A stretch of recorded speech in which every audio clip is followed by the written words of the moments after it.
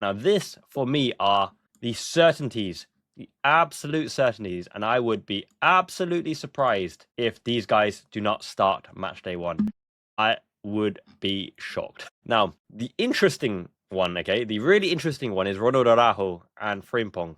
Frimpong's played right back as a prominent right back last season and in pre-season. Araujo is a legitimate right back, which means Jeremy Jacquet to partner Virgil van Dijk. We're going to look at both situations. But once again, I would be absolutely gobsmacked if some of these players didn't start. For me, these are the certainties, absolute certainties. We're going to start with that. These are the absolute certainties, okay? As much as I would love to put Wataru, Big E, Emperor of Mankind Endo, Rio Engamoha, there's a chance? No, Endo won't start. Let's just get out of the way. He won't start. Okay. Love you, Endo. Yeah. Costa Simicast is an off chance against Kirkes to put the ball in for gaming condition, but you've got to show faith in your long-term left back. And he's the long-term left back, but he's got to have a big season to show his form under Andoni Iraola. That got him the Premier League left back of the season place. Mo Salah would have been a very, very interesting option, but obviously Mo Salah isn't here anymore. He's at Trabzonspor with Darwin Núñez. Hope those boys do good as well. More for the players rather than the club, but it is what it is. And if Harvey Elliott and Chiesa are here for the start of the season, they are legitimate bench players to come off and win. Now, I said, and I stand by it, Victor Munoz will be the signing of the season. Even if we sign Bradley Barcola, even if Jeremy Jacquet does as good as I think he will do, we're going to get a lot of indication in Jacquet's movement and performance. And we do screen-by-screen analysis in the Como match, pending, the live view, because it's 2 a.m. kickoff for me. I think Victor Munoz probably takes that left wing role. Workhorse, shot, legitimate threat, working well with Kirkes, unlocking Kirkes, going around the outside. That combination, I think, will be very, very interesting to see, especially because Munoz can go into that position and get the shots, work in the D, work in the penalty box area.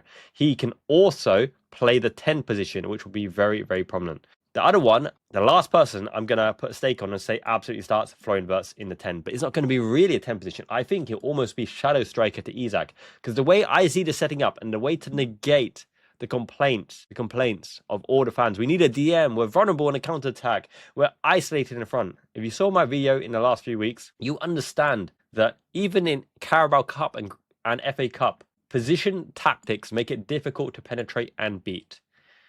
I believe, this is my belief, that Jeremy Jacquet is the reason we're not going to sign a DM this season. Not just the emergence of Trey, Maurice, and Yoni, who people actually would like to start this match.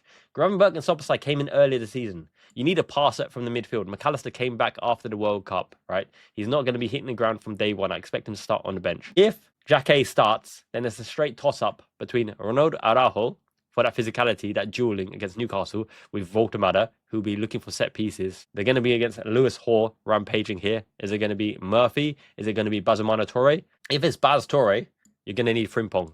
Bazamana Torre's pace is frightening.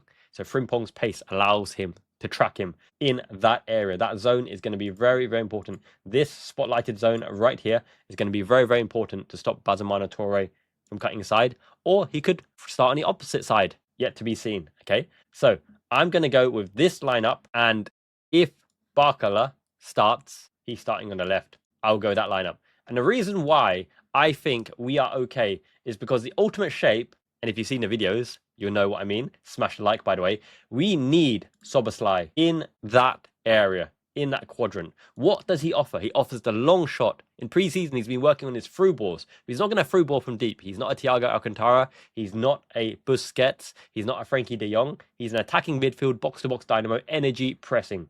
Okay, so I almost expect this shape right from the off when we are pushing to attack. I expect this shape right from the off. Now, the reason I say this is going to be the system is because Wirtz can drift out to left. Isak can drift out to left. Bradley Barcola can come around the inside or go around the outside. But it's dependent on where Kirkes is. If Kirkes is ready to overlap, Bradley Barcola, I think, attacks the space. Isak floated to the right towards the Newcastle days. That allows Wirtz to be the person that plays the ball to Kirkes on the overlap, in between this fullback and the centre-back who have to track Bradley Barcola. I think the reason Bradley Barcola is the premier signing and why we add the touch of quality now and not the squad fillers like Mika Götze or Akliush or Ferran Torres, Bradley Barcola's ability to attack the space is going to be the game winning condition, the Premier League title winning condition, the season winning condition,